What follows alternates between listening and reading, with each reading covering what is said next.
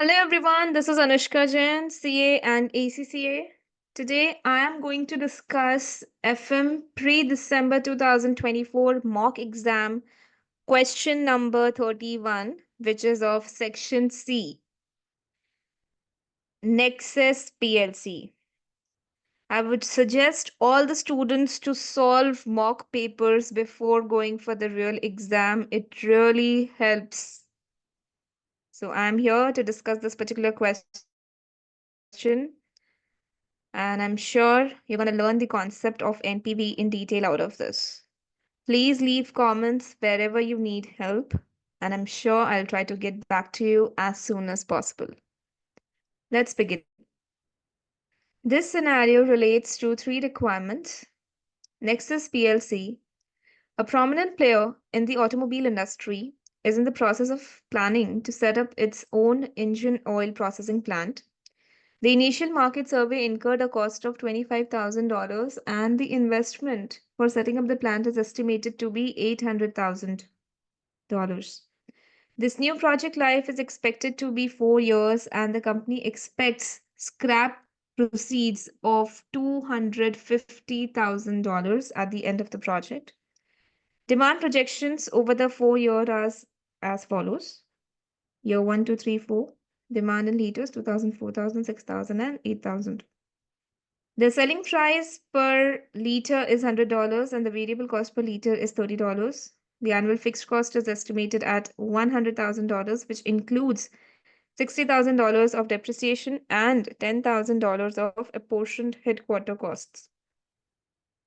Nexus pays corporation tax at the rate of 33% and is payable 1 year in arrears. Always highlight this whenever you see this in question. While solving, students normally make this mistake. They charge the tax in the same year as the profit arises. But 1 year in arrears meaning tax of a year will be paid in the next year. So the cash flow will arise in the next year. Additionally, working capital equivalent to 10% of annual sales is required at the start of each year and recovered at project completion.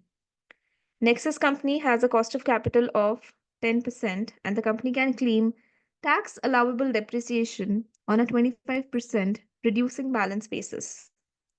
We just saw that a depreciation of $60,000 is mentioned here. Then what is the purpose of this tax allowable depreciation?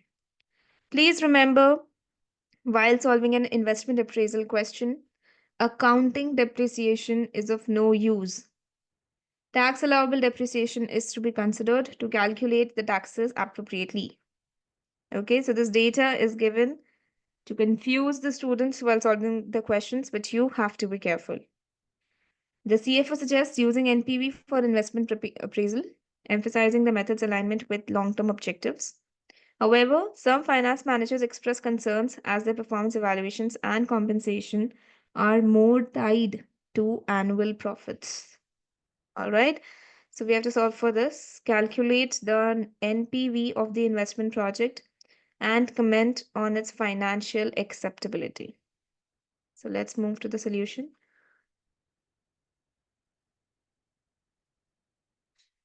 I would suggest to give a proper heading whenever you start writing an answer. So calculation of NPV, and we're going to make a table year 0, 1, 2, 3, 4, 5. Why 5? Although the data was given for 4 years only, because taxes are to be paid in arrears. Okay. Then we start with sales revenue, the first note. Let's come to that. Selling price was given as $100 and it remains constant in every year. So $100 in year 1, 2, 3, 4. And sales volume was given. So I'm solving in thousands. So dollar in thousands. Here, volume, I take in thousands, 2, 4, 6, and 8. So sales revenue, I just have to multiply 100 into 2, 100 into 4, 100 into 6, and 100 into 8. Then similarly, I solve for variable cost also. Note number 2. I write down the year 1, 2, 3, 4. Variable cost was given as $30 and volume is same as above. So I get the variable cost in thousands as 60, 120, 180, and 240. Then note 3 is on depreciation. Cost of the investment was given as 800,000. Okay. And rate of depreciation was 25% on reducing balance basis. So how do we compute the depreciation? So the cost is what? 800. Depreciation is at 25%. So 800 into 25%. That gives me the closing balance. Then opening balance in year 2 will be the closing balance of the previous year, 600. Again, we charge depreciation of 25%. Then we get the closing balance. That becomes the opening balance of year 3. Again, we charge depreciation 25%. That gives us a closing balance of 337.5. Again, we have the opening balance 337.5. And it was given that the terminal value would be 250,000. So 250, we will exclude that, and the balance, that is 87.5, will be the balancing charge for the last year. I do not compute 25%. Whatever is the balance in the asset account, excluding the scrap proceeds, will be charged off as depreciation. So the closing balance becomes 250. Now with this, let's come up and compile it here in the data. So sales revenue, note number 1, 200, 400, 600 and 800. We computed it below. Then variable cost, 60, 120, 180 and 240. We computed it. Then fixed cost. For that, let's come to the note. Note number 6. Note number 6 is apportioned head office cost and depreciation. Apportioned head office cost of $10,000 is not a relevant cost for investment appraisal. Why? Because it will continue to be incurred irrespective of whether you do the project or not. The apportionment will happen. Second, accounting depreciation, as I was telling you when we were reading the question. So accounting depreciation, $60,000 is ignored, and tax allowable depreciation as computed in note 3 is relevant for investment appraisal. Okay, so tax allowable depreciation is to be considered and not accounting depreciation. So let's come up. So out of the total fixed cost of $100,000, I'm going to exclude the head office cost and the depreciation, the accounting depreciation. So I'm left with 30,000. So that is what I've written over here. 30, 30, 30 in every year. And then I charge off the tax allowable depreciation. The tax allowable depreciation is 200, 150, 112.5 and 87.5. So that is charged off. So I get profit before tax. And then we calculate the taxes. Tax at the rate of 33% to be paid in arrears. So 90, the profit of year 1 multiplied by 33%. That will be the tax outflow in year 2, year 3, year 4, and year 5. And then once we have computed the depreciation, the purpose of depreciation is complete. Okay, so once we have computed the taxation, the purpose of depreciation is complete. So we add back depreciation to remove its effect, because depreciation is a tax deductible but non-cash expense. So it doesn't have to be considered in the cash flow. So we added back 200, 150, 113 and 88. So we get the operating cash flows. And what are they? PBT minus the taxes and add back the depreciation. So we arrive at the operating cash flows like that. Then initial, that is the initial investment is 800,000. Then there is an adjustment for working capital.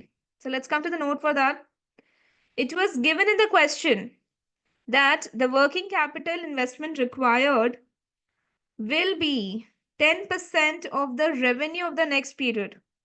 So in year 0, you are going to need 200, that is year 1's sales revenue multiplied with 10%. That will be the investment that you need to make in inventories, debtors at the end of year 0 or at the beginning of year 1, as you may say. Okay, so that is 20. That's the closing balance.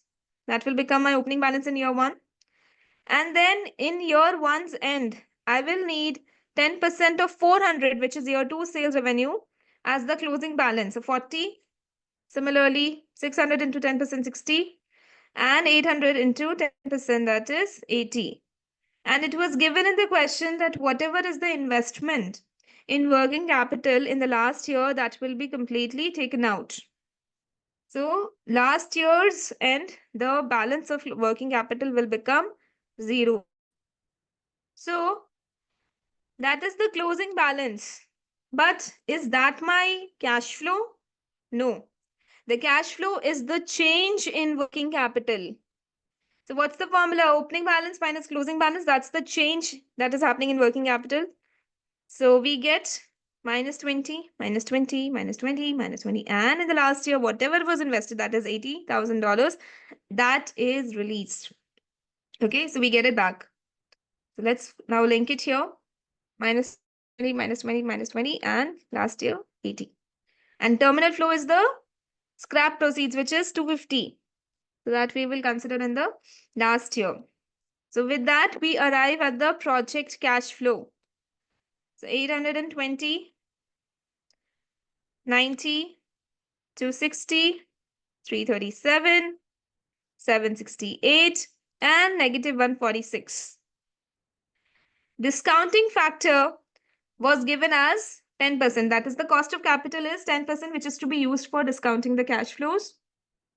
So we use that. 1 divided by 1.1 raised to the power of 0. I link it with years so that I can drag across the formula. 1 divided by 1.1 raised to the power of 1, raised to the power of 2, raised to the power of 3, raised to the power of 4, and raised to the power of 5. So that gives us the present value of cash flow. I just multiply it with the discounting factor, and I can get the present value of the cash flows. Okay, so that makes it an NPV of 164. I just add up all the year's cash flows and I get NPV of $164,000. And that, my friends, is your answer to this question, carrying 12 marks. Easily secured. Okay, NPV as such is a very, very important topic. You can expect questions all the time. Okay, so please make sure you practice a lot of questions on this concept. There was one more information which was given in the question, and that was market survey cost. So if you read the first few lines, it is given that the initial market survey incurred a cost of $25,000. So the market survey cost of $25,000 is a sunk cost and therefore not a relevant cost for investment appraisal. So make sure you give a note for excluding items also. It carries marks. So this note is also given along with the other notes where we did the relevant calculations. So that wraps up the solution. I hope you learned from it and you will now be able to solve any question that comes on the concept of NPV. Thank you so much for staying tuned till the end. Please make sure you hit the subscribe button and like the video to get more such videos in your feed.